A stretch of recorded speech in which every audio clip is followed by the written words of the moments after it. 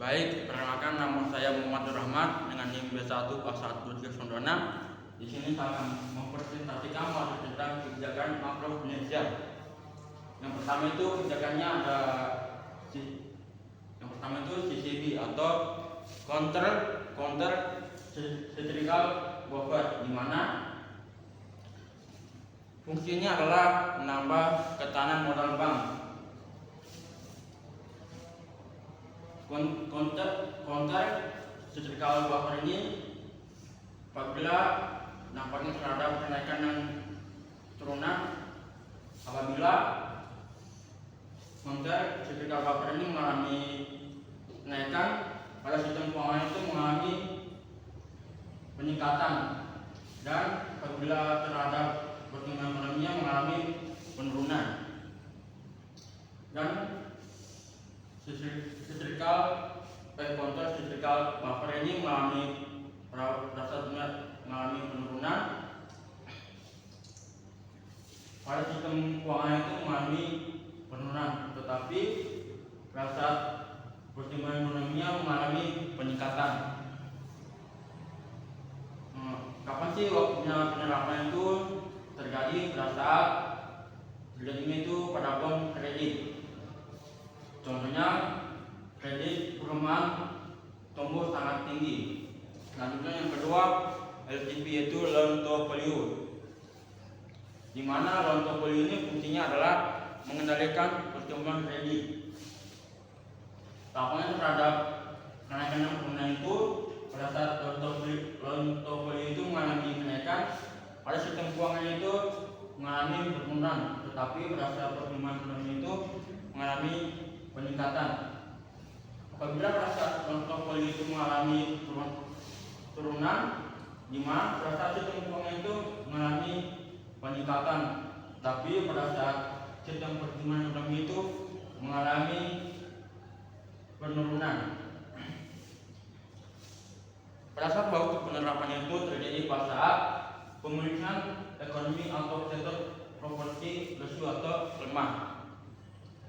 Contohnya, jika loan to value ini dinaikkan menjadi 50%, maka masyarakat cukup menyediakan DP 10% sehingga permintaan perumahan itu meningkat. Selanjutnya yang ketiga, PLM atau penyangga likuiditas makroprudensial. Di sini fungsinya adalah menjaga likuiditas perbankan, di mana dampak terhadap kenaikan dan penurunan itu apalagi pada saat PLM ini mengalami kenaikan, pada sistem keuangan itu mengalami peningkatan, dan apabila pada saat pertumbuhan ekonomi itu mengalami penurunan. Apabila pada saat PLM ini mengalami turunan, di mana pada saat sistem keuangan itu mengalami juga penurunan, tetapi pada sistem pertumbuhan ekonomi itu mengalami peningkatan. Di sini waktu penerapannya itu berdasar risiko likuiditasnya tinggi. Contohnya, pada saat bank diwajibkan menyimpan lebih banyak surat berharga yang mudah dicairkan. Selanjutnya yang RM atau rasio intermediasi makroprudensial.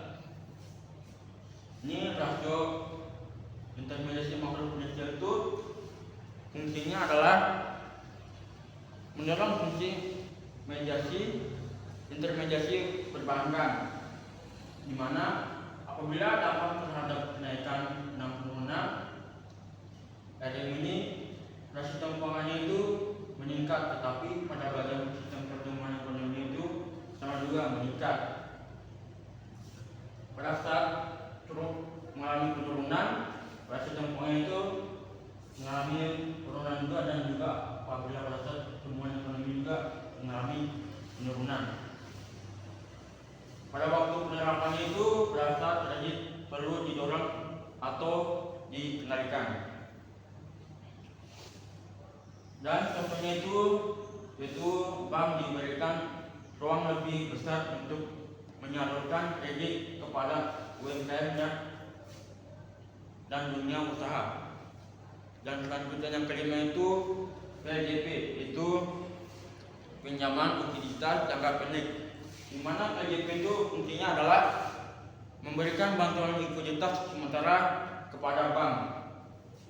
Dampaknya terhadap kenaikan dan penurunan ini, PLJP ini pada sistem keuangannya itu mengalami peningkatan, dan pada saat sistem pertumbuhan ekonomi juga sama mengalami peningkatan. Tetapi pada saat sistem PLJP ini mengalami penurunan, pada bagian sistem keuangan itu mengalami penurunan, dan sama juga bagian pertumbuhan ekonomi itu mengalami penurunan juga sama. Pada saat waktu penerapan ini, di mana saat bank mengalami kesulitan likuiditas sementara.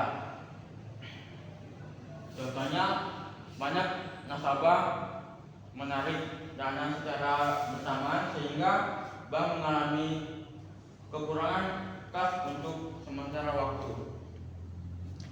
Baik, itulah presentasi dari saya. Apabila ada salah kata, mohon dimaafkan. Saya akhiri, wabillahi taufiq wal hidayah. Assalamualaikum warahmatullahi wabarakatuh.